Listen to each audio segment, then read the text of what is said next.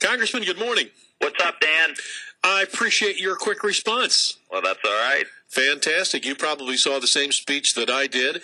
But just to reiterate, drilling on the outer shelf, tap into oil shale, expand Arctic ANWR, and make refineries available here in the United States, and basically saying, hey, Democrat Congress and Senate, bring it to the floor, I'll sign it, etc. Do it before the 4th of July. How about that? Were you emboldened by what he said? Well, I think the president, first of all, is being very disingenuous in how he presents this. First of all, if you start drilling in ANWR today, you won't get a drop out of there for 10 years, and in 20 years, when that's delivering peak oil, you're going to save 2 cents per gallon of gas. So for the president to come before the American people and somehow pitch that if we open up ANWR, we're going to have $2.50 a gallon gas is absolutely ridiculous. How about oil shale? We're looking in the oil shale. There's a demonstration project going on, and I'm all for it. I'm not against oil shale, but we want to make sure that it can have the kind of results that everyone's saying that it has.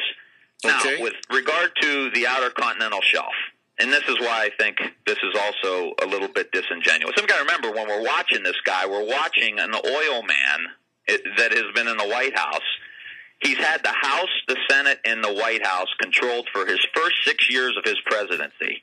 We've only been in a year. We haven't done anything this year that has been implemented in the law. And last year we passed our energy bill that's moving us towards energy independence. But let me talk about the Outer Continental Shelf. There are 68 million acres of land that have 80% of the known oil reserves in the United States available on these 68 acres of land. There are 8,000 leases that the oil companies currently have. They can drill in these 68 million acres.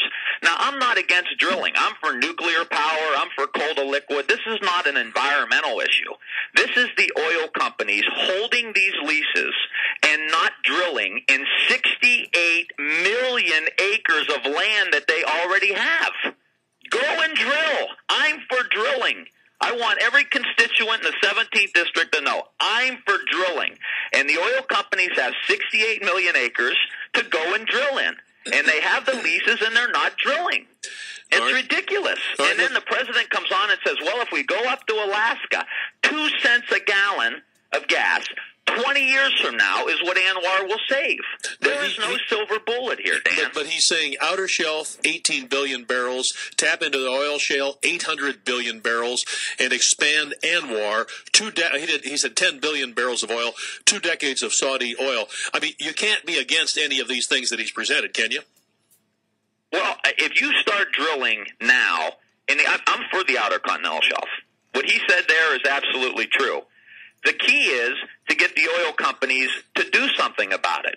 Now, the oil companies have gotten over the past several years, $14 billion in all the taxpayers that are in the 17th District send money to the federal government. Well, before the Democrats got in, the Republicans were taking $14 billion and giving it as incentives for the oil companies to go drill and to use it for refining capacity. Okay. They haven't used it. They're not utilizing their leases that they already have. So why would I say, yeah, go ahead, go up in Alaska and drill for 2 cents a gallon of gas 20 years from now when you have 68 million acres that you're already not drilling on? But you're saying because they are not using the capacity they have now, you're using that as an excuse to be against Alaskan oil, maybe the shale, and expanding into ANWR and the outer shelf. Why even be against any of it? Why don't we just bring it all on? What do you think, Congressman? And if you have a kid and you give your kid $10 in allowance, and the kid doesn't spend the $10, and he comes back to you for another 10, what are you going to say? Well, when you're done with the first 10, I'll give you more. Well, let me ask you, when you eat your dinner, then I'll give you dessert. In full disclosure, I'm not exactly privy to what you're talking about them not using these permits. Expand on that a minute. Why would the oil companies not use the permits they have? Well, because it would provide less oil to go to the market for starters. But here's one of the things that the Democrats are doing. It would do what? It would. Well, there'd be less supply if they're not utilizing their leases. So you mean that drives the price up? Well, it's having some of that effect right now. I'm not saying they're necessarily against us, but they're more inclined to earn a profit before they're concerned with what the price of oil and gas is. And here's what we're trying to change right now. Wait a minute. Now, the oil companies don't necessarily they're not in the crude business. Most of them are in the refining business, correct? I mean, they don't really make a lot of money with the price of oil the cost of raw material skyrocketing. They make their money on refining. I mean, they have made some great profits, but most of their monies are made in the finishing product. Listen, I can't believe, Dan, that you and the President of the United States and the Republicans in Congress are defending the oil companies. They have leases. They have land. They were last year getting $14 billion in public tax money to help them incentivize this. In the 2005 energy bill, there was a 50% tax credit for any investment they made into a new refinery. I mean, what more do they want? They're getting highest prices they've ever had, highest profits they've ever had. They're getting $14 billion in public tax money. They're getting a 50% tax credit to increase refining capacity. They're screwing the lights out of the American consumer, and they want what more could you possibly want? Well, we want a cheaper end product. We want it too. Listen, if drilling in ANWR and oil shale were going to reduce the cost, I'd be waving the ANWR flag from the top of the Capitol building, you know? But you have land now. You have 80% of the known oil in America is located on these 68 million acres of land, and you're not drilling on it. Now, what do you want me to do? I mean, you know, oil man, what could I possibly do more for you? But and we give you public tax dollars, and here's what the Democrats are saying. Okay. Why is the offshore a bad idea? The 18 billion barrels. I mean, it's not. Okay, do it. So do it. All we're saying is go do it. Tap into oil shale. Go do it. There's a demonstration project right now. If it's effective, go do it. So the only one that you're really concerned about, ANWR, you think that makes no sense? I'm not even concerned about it to the tune of we already have so much available land. Why are we going to get into this whole ANWR thing? It doesn't make any sense.